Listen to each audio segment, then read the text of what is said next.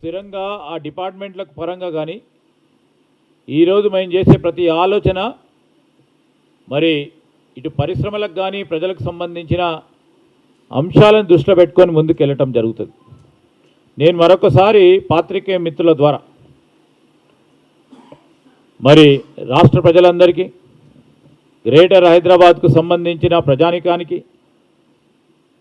మరొకసారి స్పష్టం చేయదలుచుకున్నాం. ఏదైతే హిల్ట్ పాలసీకి సంబంధించిన జీవో,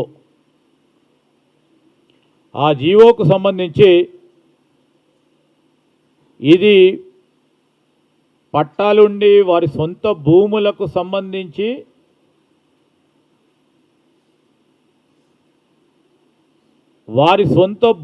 సంబంధించిన అంశంలో కన్వర్షన్ ఫీజుని విధించడం జరిగింది.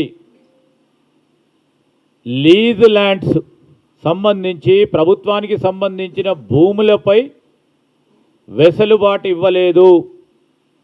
ప్రభుత్వ భూములు ఉత్తగానే ఇచ్చినమని చెప్పుకునే వారికి కూడా తెలిసి కూడా కావాలనే భ్రమ పెట్టే ప్రయత్నం చేస్తూ ఉన్నారు. ఈరోజు మేమేం చెప్తా ఉన్నాం, రీడెవలప్మెంట్ కావాలి ఇండస్ట్రియల్ పార్క్ లేఅవుట్స్ అని. అదేవిధంగా ఒక పాలసీ నిర్ణయం తీసుకోవాలి. అడ్డగోలుగా ఇష్టారాజ్యంగా ఎవరికి నస్తే వారికి ఇచ్చే ఆలోచన చేసింది గత టీఆర్ఎస్ పార్టీ ప్రభుత్వం. ఒక విధానపరమైన నిర్ణయం తీసుకుంటే ఆ విధానపరమైన నిర్ణయాల్లో ట్రాన్స్పరెంట్గా ఆ విధానాన్ని ప్రజలకు అందించాలనే ఒక ప్రధానమైన అంశంతో పోతా ఉన్నాం. ఈరోజు ఎవరికి కూడా టైటిల్ మార్పు, ఎందుకంటే టైటిల్ ఆల్రెడీ వారికి సంబంధించిన వ్యక్తుల దగ్గరే ఉంది, టైటిల్ మార్పు జరుగుతలేదు. ఇప్పుడు Azamabad industrial area, Hafeezpet industrial area and Balanagar industrial ఏరియాకు సంబంధించి ఏదైతే బీఆర్ఎస్ పార్టీ ప్రభుత్వంలో తీసుకొచ్చిన జియో ప్రకారం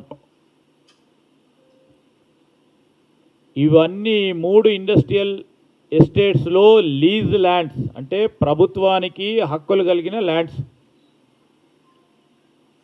దాన్ని ఫ్రీ హోల్డ్ చేయటం జరిగింది.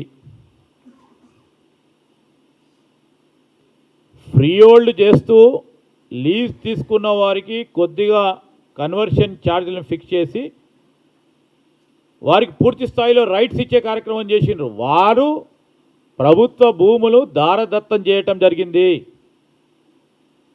దానికి తోడు ఇల్లీగల్ ఆక్యుపెంట్స్, అంటే సబ్లీజ్కు సంబంధించిన సబ్లీజు, ఇంకా దాంట్లో సబ్లీజ్ తీసుకున్న వారిపైన కూడా ఒక ఫీజు నిర్ణయం చేసి టైటిల్ మార్పు చేయడం జరిగింది. దీంట్లో డిఫరెన్సు నేను మా పాత్రికేయ మిత్రులందరినీ కూడా కోరుతా ఉన్నాను. This is the difference. వారు లీజ్ హోల్డ్ ల్యాండ్స్